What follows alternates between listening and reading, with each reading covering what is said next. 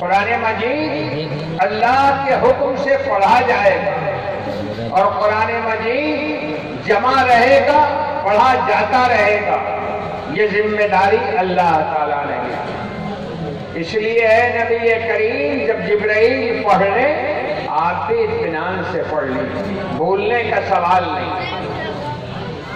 پھر اللہ تعالیٰ نے ایک وعدہ اور فرمایا، پہلی 2 آیتوں کے اندر 2 چیز کا وعدہ،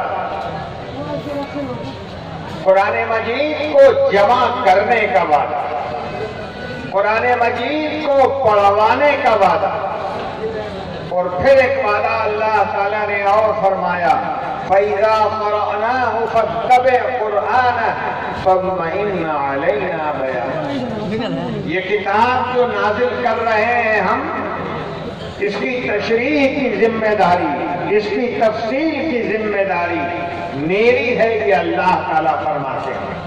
ذمہ داری اس کو سمجھانے کی، اس کو بتانے کی اللہ تعالیٰ نے فرمایا کہ میری ہے۔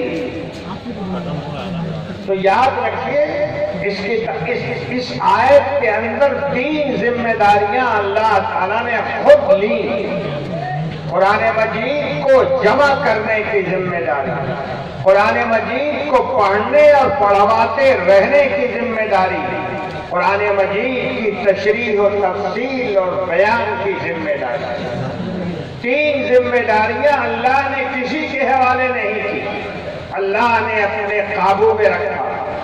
اللہ نے سرکار دو عالم صلی اللہ علیہ وسلم کے بھی حوالے نہیں کیا۔ یہ 3 کام اللہ نے فرمایا کہ میرے قبضے میں رہے۔ لیکن سوال یہ ہے کہ جب یہ کام اللہ کے قبضے میں رہے گا تو کیا اللہ تعالیٰ زمین پر اتر کر قرآن مجید جمع کروائیں گے؟ ظاہر ہے ایسا نہیں ہو سکتا۔ کیا اللہ تعالیٰ کہیں بیٹھ کے مسلمانوں کو قرآن مجید پڑھوائیں گے؟ یہ بھی نہیں ہو سکتا۔ کیا اللہ تعالیٰ کہیں کسی مدرسے میں بیٹھ کر کے قرآن مجید کی تشریح و تفسیر، قرآن مجید کا بیان فرمائیں گے؟ یہ بھی نہیں ہو سکتا۔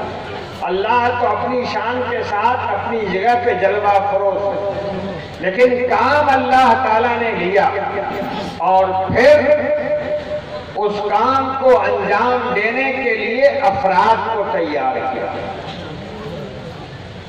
یہ افراد جو اللہ کے سسٹم، اللہ کے نظام کے تحت کام کر رہے ہیں، گڈو بھی کا کال آ رہا ہے، انہی کا نام حافظ قرآن ہے۔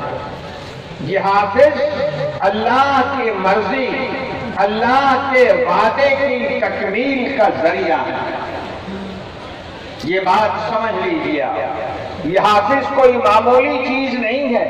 قرآن مجید کو پڑھنے اور پڑھواتے رہنے کی جو ذمہ داری اللہ تعالیٰ نے لی، وہ ذمہ داری اللہ تعالیٰ قرآن مجید کو حافظ کو تیار کرا کے انجام دلوا رہا ہے۔ یہ اللہ کے چنے ہوئے بندے ہیں جن کے دل میں قرآن مجید محفوظ ہو جاتا ہے۔